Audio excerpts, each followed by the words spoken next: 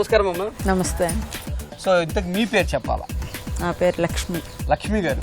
So Lakshmi గారు మా కోసం ఏం చేయబోతున్నారు? కాకరకాయ పకోడీ. కాకరకాయ పకోడీ. అద్భుతం అండి.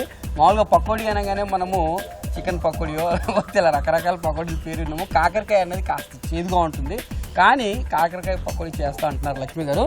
సో మరి లక్ష్మి గారు, ఈ కాకరకాయ పకోడీకి కావాల్సిన పదార్థాలు ఏంటి? కాకరకాయ ముక్కలు, ఉప్పు, కారం, బైండింగ్కి శనగపిండి, మైదాపిండి, కార్న్ ఫ్లోర్, ఆయిల్ అండ్ కరివేపాకు, కొత్తిమీర. ఓకే. సో ముందుగా పొయ్యి వెలిగించారండి. దాని తర్వాత ఆయిల్ పోసుకోవాలా. సో ముక్కలుగా చేసిన కాకరకాయలో కొంచెం ఇదేంటండి? మైదా. సో మైదా వేస్తున్నారండి. ఒక 2 స్పూన్ల మైదా వేశారు. అలాగే కొంచెం శనగపిండి అండి, ఒక 2 స్పూన్ల శనగపిండి వేశారండి. అలాగే కార్న్ ఫ్లోర్ కూడా 1 స్పూన్, కార్న్ ఫ్లోర్ కూడా 1 స్పూన్ వేశారండి. కొంచెం ఉప్పు, కాస్త సరిపడే ఉప్పు మాత్రం ఎప్పుడైనా కూడా ఏ రెసిపీ చేసినా కూడా సరిపోయేంత వేసుకుంటేనే కరెక్ట్గా ఉంటుందండి. దాని తర్వాత ఉప్పు తర్వాత కారం.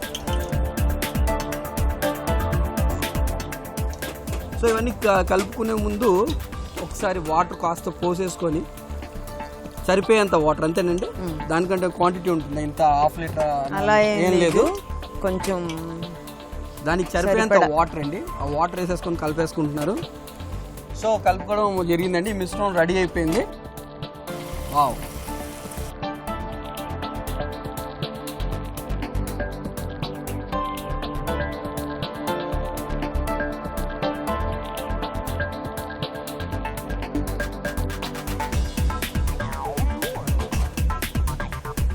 రైట్.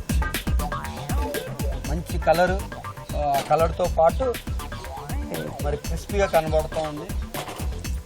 సో కరకరలాడి కాకరకాయ పకోడీ రెడీ అండి.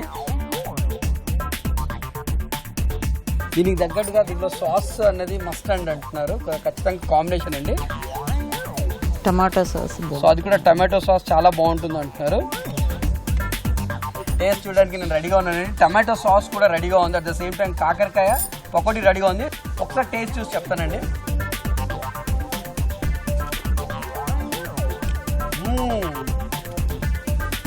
చాలా బాగుందండి. కాకపోతే ఒక్కటి ఏంటంటే అక్కడక్కడ చేదు అనేది తప్పదు, కానీ ఆ చేదులో మాత్రము అద్భుతమైన టేస్ట్ వచ్చింది. సో మొత్తానికి అమ్మగారు చేశారు, రెడీగా ఉంది. మీరు కూడా ఇంట్లో రెడీ చేసుకోవడానికి జస్ట్ 10 మినిట్స్ 15 మినిట్స్లో అయిపోయే రెసిపీ అండి. కాకరకాయ పకోడీ రెడీ.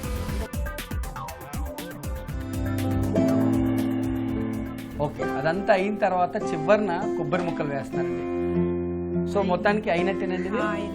సో వేడివేడిగా చక్కెర పొంగల్ రెడీ అయిపోయిందండి. నేను టేస్ట్ చూసి చెప్పాలి, అది మన ధర్మం, మన కర్తవ్యం కాబట్టి.